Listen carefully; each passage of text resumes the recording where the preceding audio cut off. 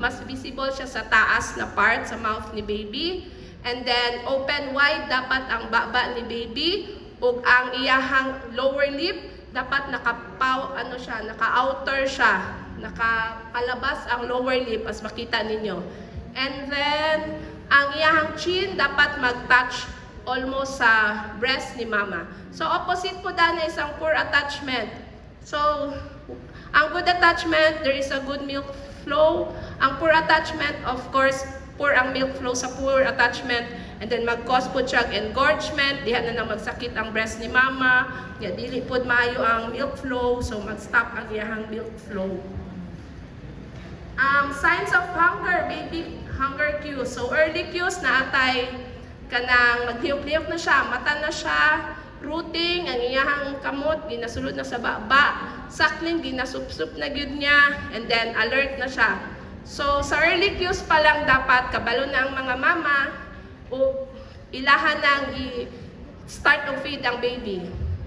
For the mid cues, so nanay mga yawning, fidgeting, more mouth movements, hinay-hinay nakaguba ang iyahang naw.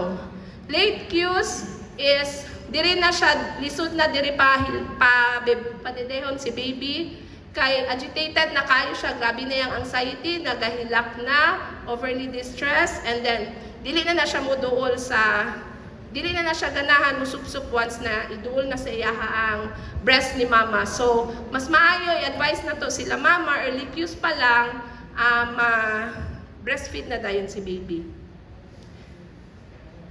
Another problem sa pag-breastfeed bitaw is kaning mga mama nga inverted nipples. Maingon sila. Wala gihapon siya restriction sa breastfeeding pag inverted nipples.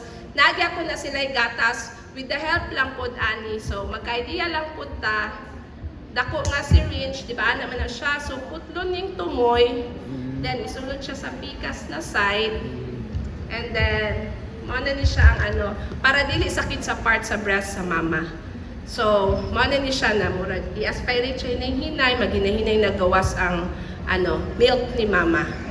So, para ani, medyo na siya, pwede rin ninyo i-refer sa ako na in case na mga yung help or natay mga staff na mga ilangan ani.